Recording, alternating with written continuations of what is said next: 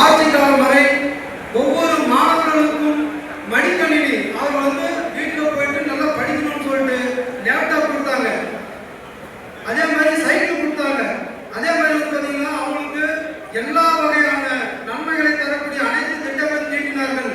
இன்று திமுக ஆட்சி காலத்திலே எங்கு பார்த்தாலும் போதை போதை போதைப் பொருள் மட்டுமே இங்கே நிலைத்திருக்கிறது. அதோடு அல்லாமல் எங்கு பார்த்தாலும் கொலைகள் தமிழகத்தில் இந்தியாவிலே அதிகப்படியான கொலைகள் நடக்கிறது என்று சொன்னால் அது தமிழகத்தில் திமுக ஆட்சியில் மட்டுமே நடந்து கொண்டிருக்கிறது. சின்ன சின்ன பிள்ளைகள், இன்னைக்கு பெண் பிள்ளைகள், நம்ம வீட்டில் எல்லா வீட்டிலும் பெண் பிள்ளைகள் இருக்கிறாங்க. குறைந்த 2 வயசு குழந்தைகளை கூட இன்னைக்கு திமுக காரணங்க, திமுக நிர்வாகிகள் தான் பார்த்தீங்கன்னாக்க அந்த பெண் பிள்ளைகள் முதல் பெரியவங்க வரைக்கும் பார்த்தீங்கன்னா பொம்பளைங்களை அவ்வளவு சித்திரவதை பண்றாங்க. கற்பழிப்பு இவங்க எல்லாமே தமிழகத்தில் பார்த்தீங்கன்னா திமுக ஆட்சியில அவ்வளவு வேறுபட்டு இருக்கிறது. இது யாரெல்லாம் செய்யறாங்கன்னா திமுக நிர்வாகிகளே செய்யறாங்க. இப்பேற்பட்ட ஒரு ஆட்சி மீண்டும் ஆட்சிக்கு வந்தால் நம்முடைய தமிழ்நாடு என்ன நிலைமை இருக்கும் என்று நீங்களே நினைத்து பாருங்கள். அதே போல ஒவ்வொரு ஊர்லயும் பார்த்தீங்கன்னாக்க கோயில்கள்லாம் இடிக்கிறாங்க. இந்துக்களுடைய கோயிலை பூரா இடிச்சு 1000 வருஷத்து கோயிலெல்லாம் இடிக்கிறாங்க. இன்றைக்கு திமுக அதற்காகவே ஆட்சி அமைக்கப்பட்டுள்ளது.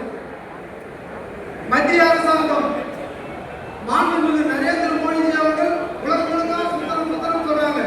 இன்னைக்கு அவருடைய உலகம் முழுக்க சுற்றுப்பயணம்.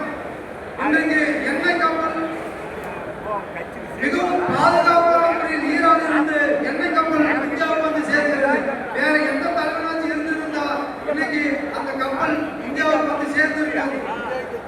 எரிவாயு ஈரானுக்கும் எல்லாம் போர் நடக்குது.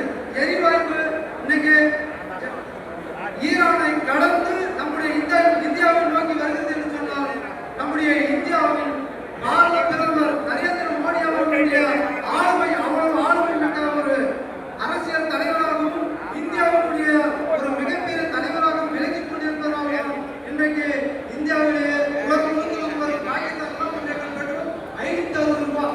இன்னைக்கு பாகிஸ்தான்ல 1 லிட்டர் பெட்ரோல் 560 ரூபாய். இந்தியாவில் பெட்ரோல் ஏறிக்குதுங்களா? விலை ஏறிக்குதுங்களா? பெட்ரோல் இந்தியாவில் விலை ஏறிக்குதா? விலை ஏற கிடையாது.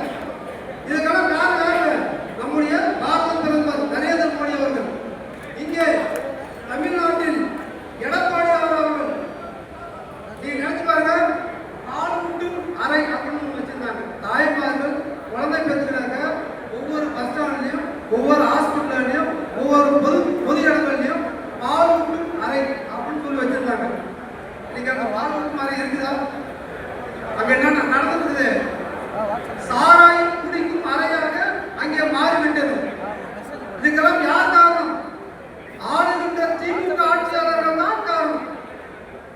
அதே போல ஒவ்வொரு இடத்திலும் பார்த்தீங்கன்னாக்க இன்றைக்கு கவர்மெண்ட் ஹாஸ்பிட்டல் பொது இடங்கள் தான் பார்த்தீங்கன்னாக்க அம்மா உணவகம் என்று புரட்சி தலைவி அம்மா அவர்களால் ஆரம்பிக்கப்பட்ட ஒரு முக்கியமான ஒரு திட்டம்.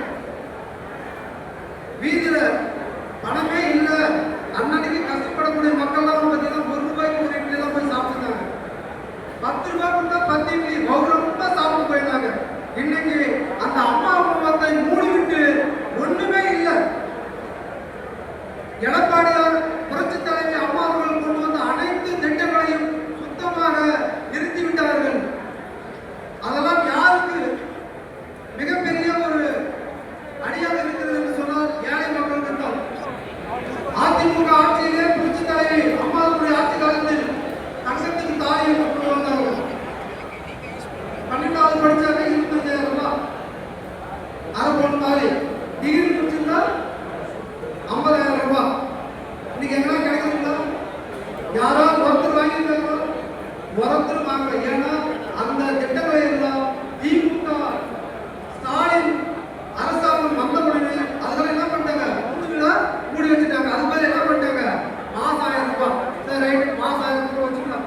வருஷத்துக்கு 12 மாசம் 12,000 ரூபாய் வச்சு. ஆனா நம்முடைய பெண்கள் திருமணத்திற்கு நிச்சயிக்கப்பட்டால் புரட்சி தலைவர் அம்மாவுடைய ஆட்சி காலத்தில் அண்ணன் எடப்பாடியுடைய ஆட்சி காலத்தில் தாலிக்கு தங்கம் என்ற திட்டத்தை நடைமுறைப்படுத்தி வந்தார்கள். இன்னைக்கு கிட்டத்தட்ட 60,000 ரூபாய் 70,000 ரூபாய் அரை பவுன். அப்ப ஒரு 7